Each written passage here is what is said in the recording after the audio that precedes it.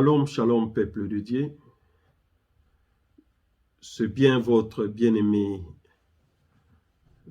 frère Anaclé. Je vous salue tous au nom de notre Seigneur et Sauveur Jésus-Christ.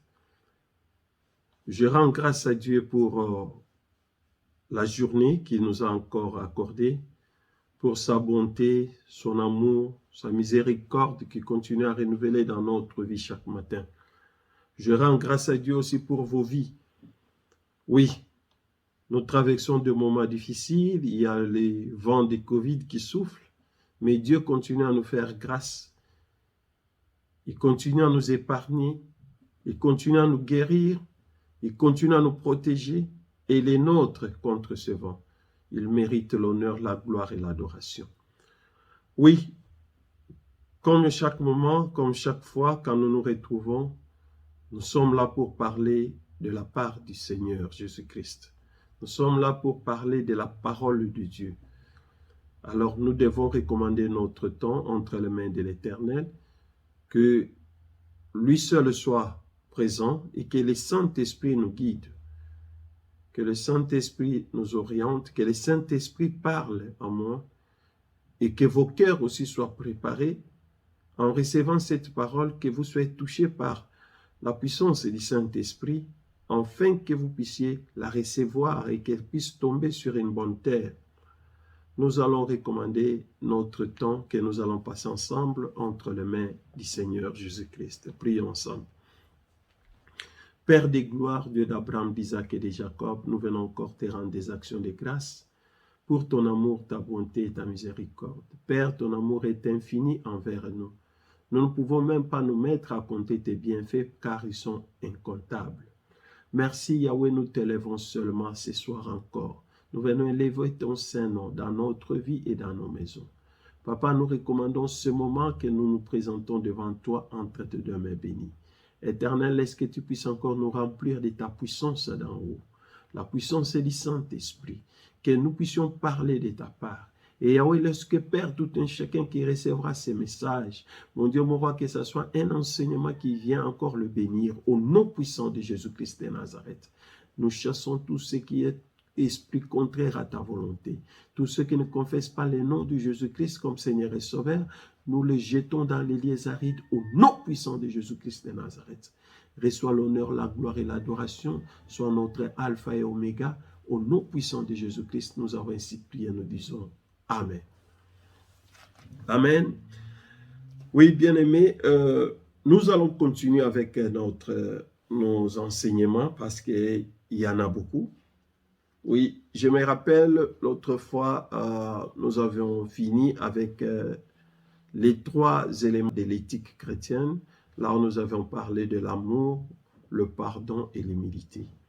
Oui, mais avant d'aborder ces enseignements, dans nos premiers enseignements, nous avions commencé de parler de la création, là où nous avons parlé de l'homme, la relation entre l'homme et la femme.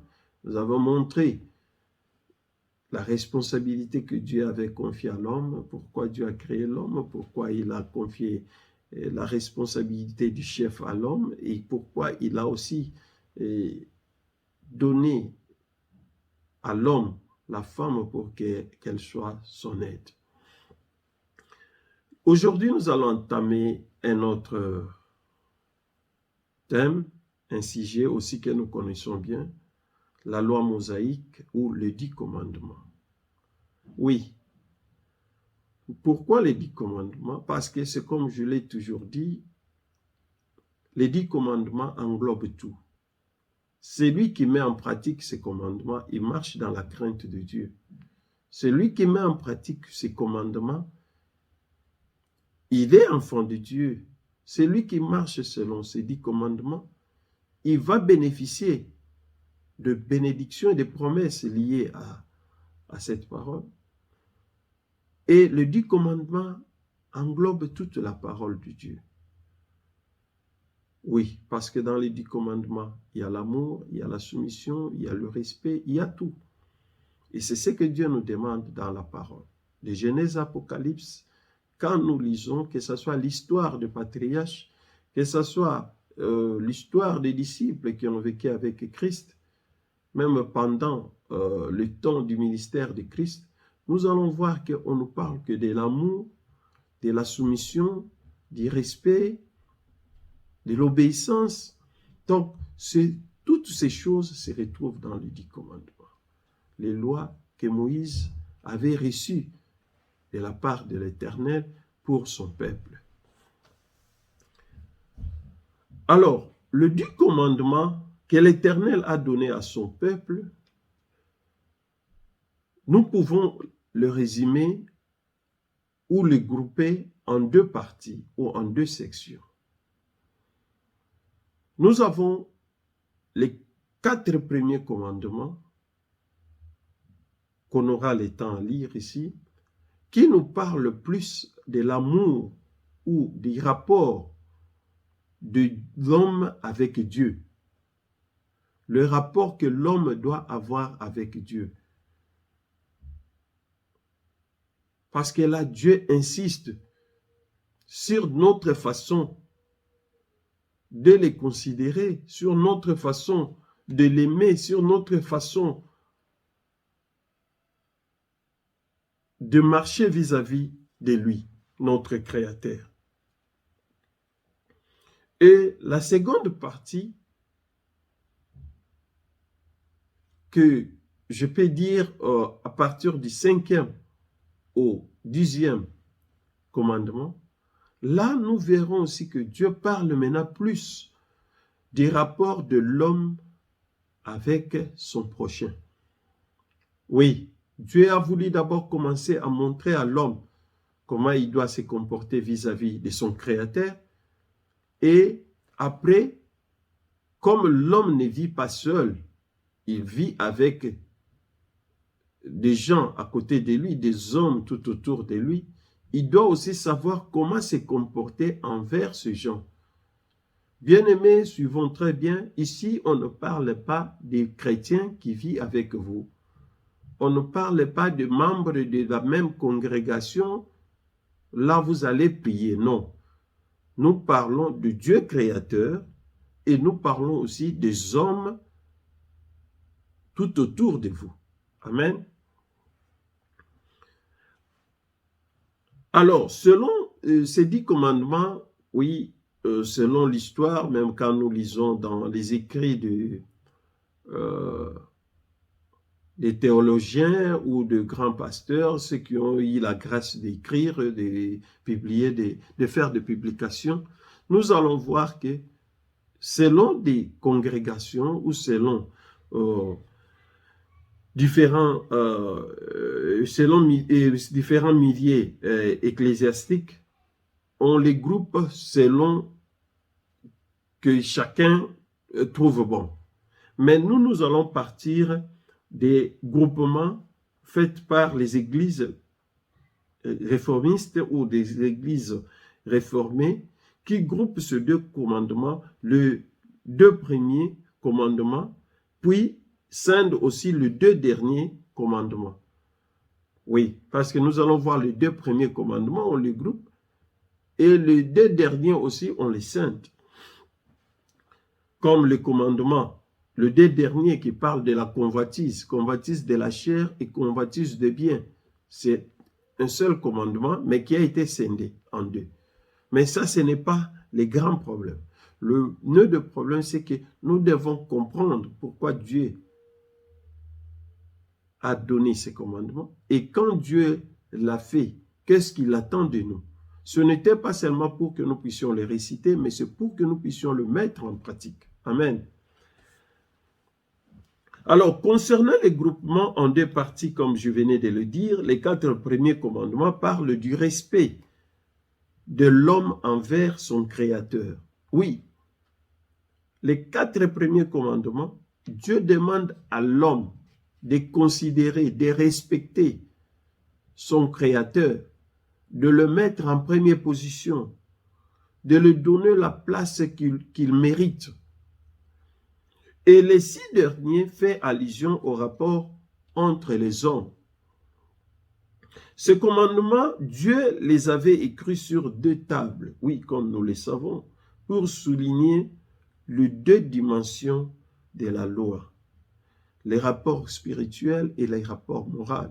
Parce que, oui, des fois, quand vous lisez ces commandements, si nous les mettons en pratique, nous allons voir, c'est même la morale du monde. C'est ça même, être, quand on dit que tu es immoral, c'est quelqu'un qui se comporte mal. Mais quand vous appliquez ces commandements, vous allez voir que vous serez même mieux coté ou apprécié dans le monde. On va parler bien de vous. On va vous voir que vous êtes un homme instruit, un homme éduqué, un homme qui a de la valeur, donc on ne va pas vous considérer comme un immoral ou comment. Alors, pour commencer, nous allons lire d'abord le passage là où Moïse a reçu les 10 commandements. Nous allons les lire en entièreté et puis nous allons commencer à faire l'étude de chaque commandement comme nous progresserons selon la volonté de l'Éternel. Nous ouvrons nos Bibles, nous allons dans le livre de Deutéronome, Deutéronome chapitre 5. Le livre de Deutéronome. Le 5e livre de la Bible, le livre de Moïse. Oui, on dit toujours le livre de Moïse, mais c'est un livre qui a été écrit par Josué. Deutéronome chapitre 5, nous allons commencer. Normalement, notre lecture devait commencer au verset 5, mais verset 5 jusqu'au verset 6 jusqu'au verset 21, mais permettez-moi de commencer au début. Nous allons lire jusqu'au verset 21 et nous allons nous arrêter là. Après, nous allons commencer maintenant à prendre chaque commandement à la fois pour donner des explications ou entrer en profondeur de la parole. Deutéronome chapitre 5 au verset 1er. Je lis au nom de Jésus-Christ de Nazareth. Moïse convoqua tout Israël et leur dit: Écoute Israël les lois et les ordonnances que je vous fais entendre aujourd'hui. Apprenez-les et mettez-les soigneusement en pratique. Oui, Moïse commence d'abord par insister que les lois que je vais mettre à votre disposition aujourd'hui, vous devez les apprendre. Donc, vous devez les enseigner ou les inculquer aux autres. Et vous devez aussi le mettre en pratique. Vous devez étudier ces lois. Vous devez le mettre en pratique.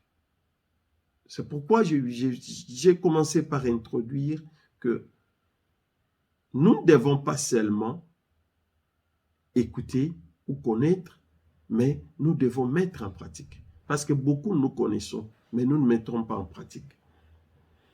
Au verset 2. L'Éternel notre Dieu a traité avec nous une alliance à Horeb. Ce n'est point avec nos pères que l'Éternel a traité cette alliance. C'est avec nous qui sommes ici aujourd'hui, tous vivants. Bien-aimés comme vous qui allez suivre cet enseignement, vous qui nous suivez maintenant, c'est une nouvelle alliance que Dieu vient traiter avec vous maintenant. Amen. Oui. Oublie tout ce qui est passé, oublie tout ce qu'on t'avait dit, mais aujourd'hui, dis-toi que je vais traiter une nouvelle alliance avec Dieu. L'Éternel est là pour traiter une nouvelle alliance avec vous. Ce n'est plus l'alliance qu'il avait traitée avec vos ancêtres. Ce n'est plus l'alliance qu'il avait traitée avec vos oncles, vos tantes. Mais maintenant, c'est l'alliance que l'Éternel lui-même avait traitée avec vous et moi. Amen. L'Éternel vous parla face à face sur la montagne du milieu du feu. Oui. Je m'étais alors entre l'Éternel et vous, pour vous annoncer la parole de l'Éternel, car vous aviez peur du feu, et vous ne montâtes point sur la montagne.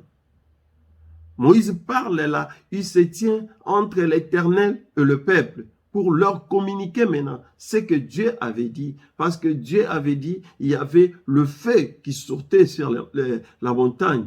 Et le peuple avait peur, avait même peur de s'approcher. Oui, bien-aimés, aujourd'hui, ce n'est pas un hasard. Chez Dieu, il n'y a pas de hasard. Si vous êtes là pour me suivre, oui, Dieu m'utilise seulement comme intermédiaire. Je peux aussi dire, moi aussi comme Moïse, je me tiens seulement entre Dieu et vous pour vous communiquer ce que Dieu déclare pour votre vie. Amen. Au verset 6, Moïse maintenant commence à faire des déclarations de la loi qu'il a reçue de l'Éternel. Moïse dit, l'Éternel dit ceci, « Je suis l'Éternel ton Dieu, qui t'ai fait sortir du pays d'Égypte, de la maison de la servitude. » L'Éternel commence d'abord par vous rappeler, bien-aimés, il est le Dieu qui était avec vous. Il est le Dieu qui vous a fait sortir de la souffrance là où vous étiez. Il est le Dieu qui vous a guéri de la maladie qu'on avait déclaré que ça sera incurable. Il est le Dieu qui vous a fait passer là où on avait dit que si vous essayez, vous allez vous noyer. Il est le Dieu qui vous a fait sortir du pays là où il y avait la misère. Il commence d'abord par vous rappeler. Il l'a fait même quand vous ne le connaissez pas, vous ne l'invoquez pas. Il est le Dieu qui vous a aimé avant même que vous ne soyez nés. Il vous connaissait de le ventre et les seins maternels. Il vient vous rappeler ce matin ou ce soir, selon l'heure à laquelle que vous allez suivre ces messages.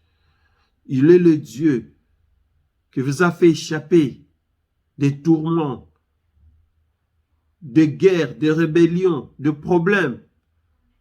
Il est celui qui s'est élevé pour vous défendre quand il y avait des problèmes, et même là où vous travaillez, on voulait vous renvoyer du travail, mais il s'est élevé.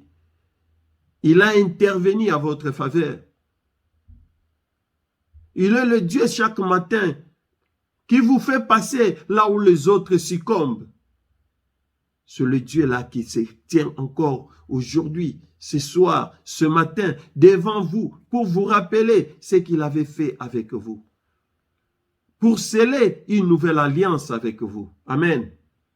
Oui, bien-aimés, c'est fort. Si vous essayez seulement d'imaginer, de regarder, vous allez comprendre que c'est fort. Essayez un peu de regarder dans le rétroviseur de votre vie. Ce n'était pas par votre force. Oui, si vous vous dites que c'était vous-même, par vos efforts, moi, je l'ai dit clairement, je n'avais pas mérité. Ce n'était pas par ma force, ni ce n'était pas à cause de ma famille. Surtout nous, les familles aussi, on ne peut même pas dire. Mais l'Éternel s'est élevé. Il a fait de moi ce que je suis. Alors c'est le même Dieu-là qui s'élève aujourd'hui encore pour nous rappeler ce qu'il a fait de nous. Avant même qu'il puisse encore conclure avec nous une nouvelle alliance. Oui, bien-aimés, c'est bien, notre Dieu est bon. Au verset 7, l'Éternel commence par nous dire, c'est ça le premier commandement. Après avoir rappelé à Israël ce qu'il a fait de lui, après avoir vous rappelé de ce qu'il a fait de vous, Dieu vous rappelle encore ce soir que tu n'auras point d'autre Dieu devant ma face. 8. Tu ne te feras point d'image taillée, de représentation quelconque, de choses qui sont en haut dans les cieux, qui sont en bas sur la terre, et qui sont dans les eaux plus bas que la terre. Ah, ça c'est le premier commandement. Là, Dieu commence maintenant à parler. On entrera en profondeur. Laisse que je puisse d'abord lire. Tu ne te prosterneras point devant elles, et tu ne les serviras point, Car moi, l'Éternel, ton Dieu, je suis un Dieu jaloux, qui punit l'iniquité de père sur les enfants jusqu'à la 3e et à la 4e génération de ceux qui me haïssent. Oui, bien-aimé, quelqu'un qui n'observe pas ses commandements, qui ne le mette pas en pratique, il est en train d'haïr Dieu. C'est la Bible qui le dit, ce n'est pas moi. Quand nous allons entrer en détail, vous allez bien comprendre. Celui qui n'observe pas ses commandements, il est en train d'haïr Dieu.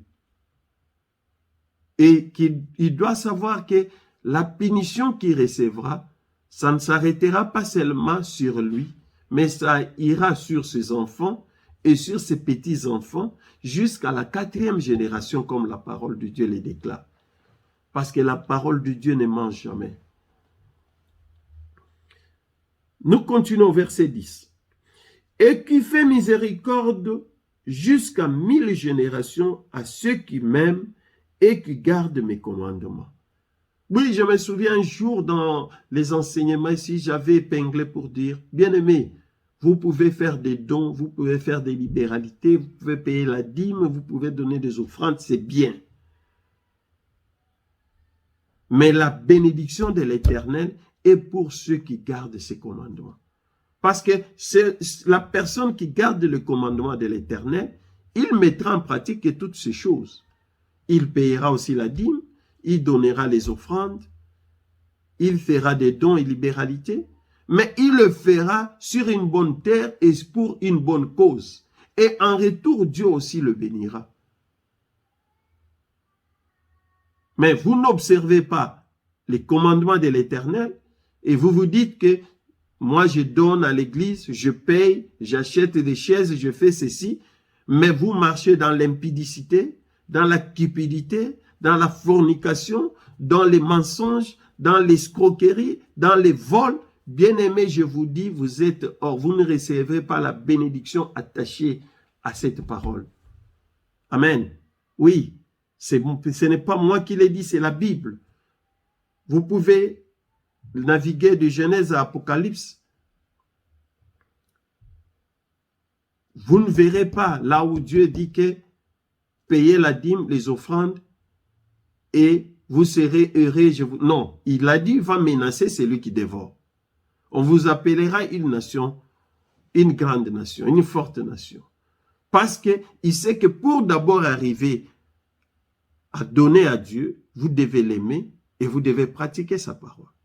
Si vous n'aimez pas Dieu, vous ne pratiquez pas sa parole, vous ne gardez pas ses commandements, vos dons, libéralité, tout, ça ne vaut rien. Amen. Nous continuons. Nous sommes au verset 10, 11. Tu ne prendras point le nom de l'Éternel ton Dieu en vain, car l'Éternel ne laissera point impuni celui qui prendra son nom en vain. Observe les jours du repos pour les sanctifier comme l'Éternel ton Dieu te l'a ordonné. Tu travailleras 6 jours et tu feras tout ton ouvrage.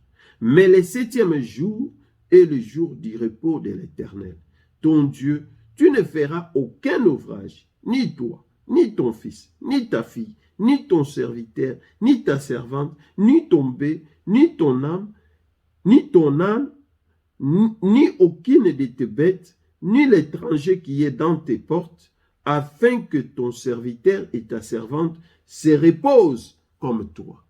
Oui, bien-aimé, ça aussi on verra. Il y a beaucoup aujourd'hui, nous commençons à donner des arguments que c'est le pays que nous habitons, l'environnement, tu n'as pas les choix, les shifts qu'on me donne, je dois travailler jusqu'à les dimanches, je n'ai pas le temps d'aller à l'église, je n'ai pas le temps de prier. Bien-aimé, moi je l'ai toujours dit même à mes enfants, c'est Dieu qui te donne la force de te réveiller pour aller prier.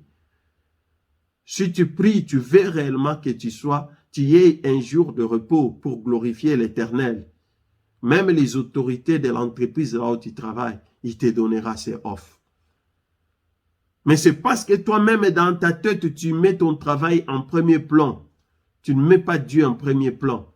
C'est pourquoi on ne peut pas te donner les jours du repos. Tu ne les respectes pas. Nous le verrons encore plus tard. C'est de l'idolâtrie ce que nous faisons.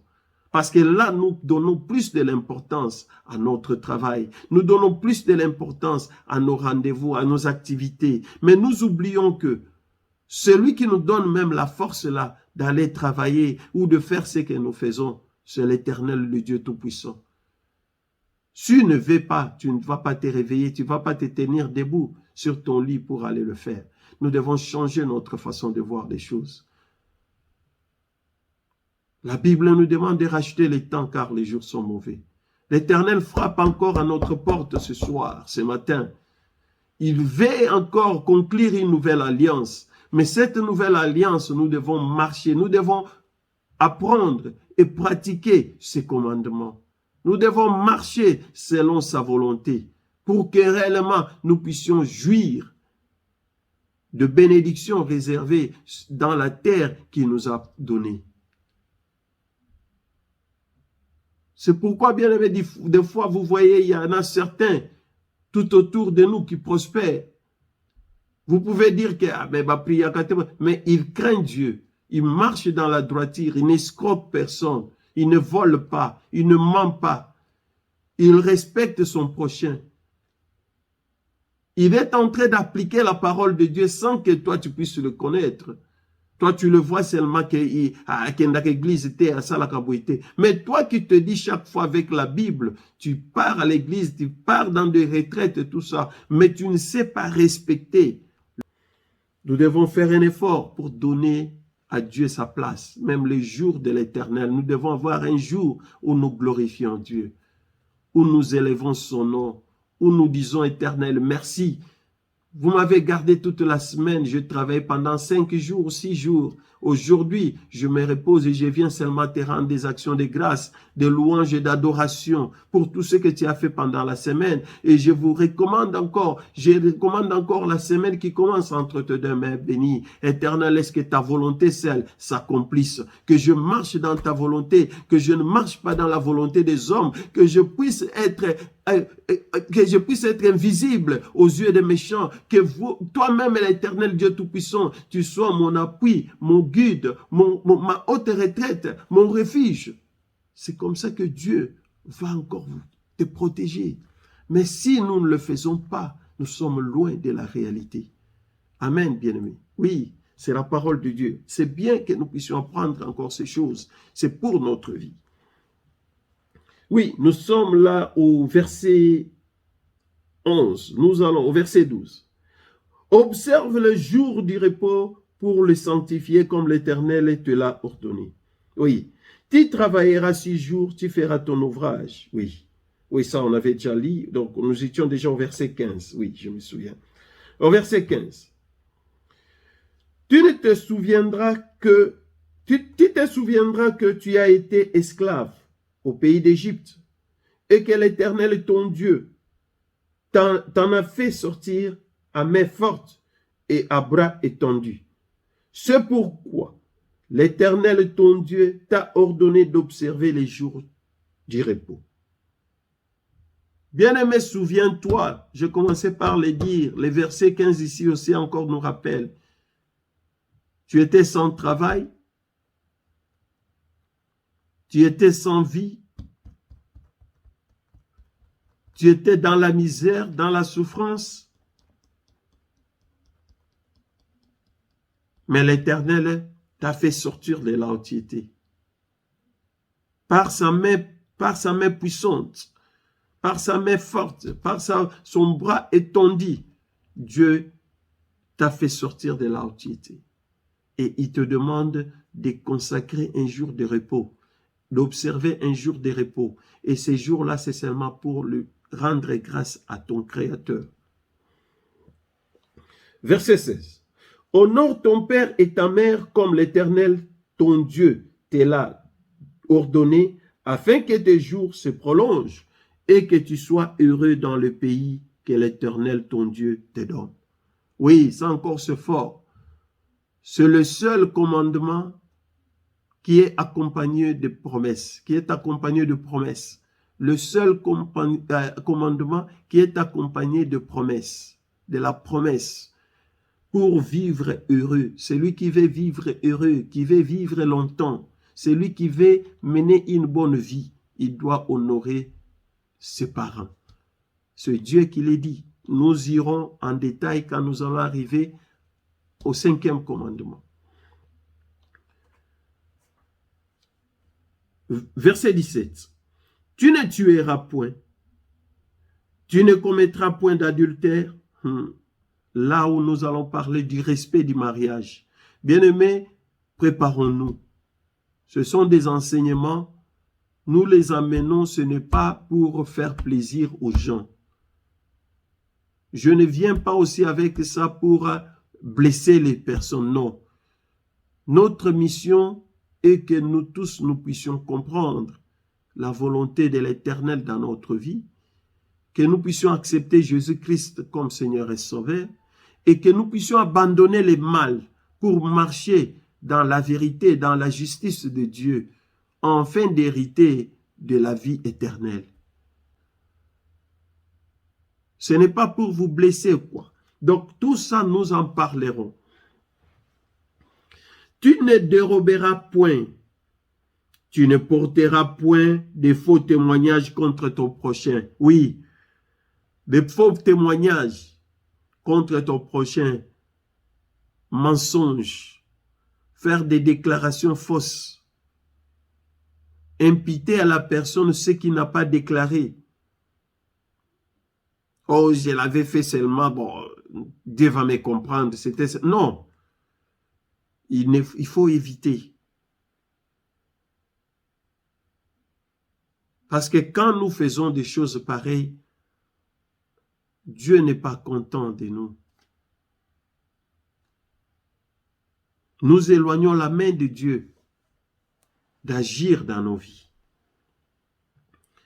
Au verset 20, tu ne porteras point de faux témoignages contre ton prochain. Verset 21, là où nous allons nous arrêter. Tu ne convoiteras point la femme de ton prochain. Tu ne désireras point la maison de ton prochain, ni son champ, ni son serviteur, ni sa servante, ni son bœuf, ni son âne, ni aucune chose qui appartient à ton prochain. Amen. C'est pourquoi j'avais dit que ici, normalement, le verset 21 parle, le verset 21 englobe les 2 commandements qu'on a scindés, qu'on parle de tu ne convoiteras pas la femme d'autrui et tu ne convoiteras pas les biens d'autrui. Mais c'est un commandement ensemble. Oui, nous avons vu là la loi que Dieu a donnée à Moïse. Bien-aimé, c'est important et capital. Dieu a parlé et il a donné à Moïse. Le 10 commandements que Moïse a amené pour demander au peuple, regardez, écoutez, voyez ce que Dieu a dit.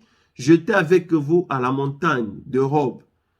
Vous avez vu le feu. Vous avez entendu la voix de l'Éternel. Regardez les lois que Dieu met devant vous.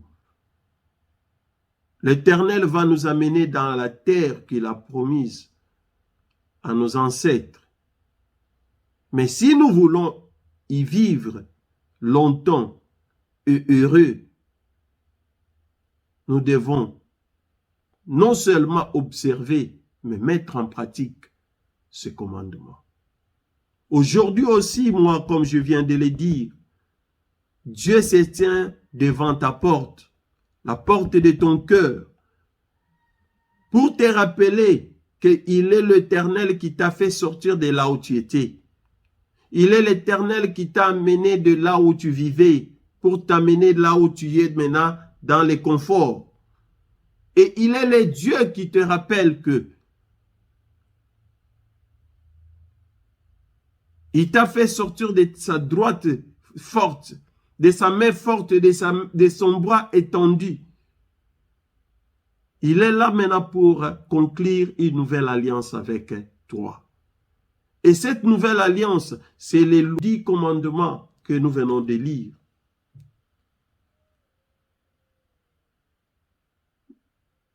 Ne le prenez pas comme d'habitude, comme on les récitait quand on était encore enfant.